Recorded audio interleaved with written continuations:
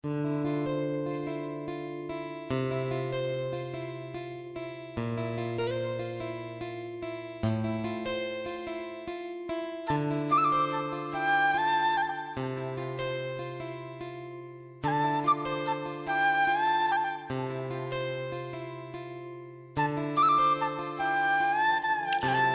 সবাইকে, তোমরা সবাই কেমন আছো? আশা করছি তোমরা সবাই খুব ভালো আছো, আমরাও খুব ভালো আছি। অনেক দিন পর ওই লং ভিডিও দিলাম, মানে বাড়িতে অনেক কিছু সমস্যার জন্য তাই আমি লং ভিডিও দিতে পারিনি এতদিন ধরে।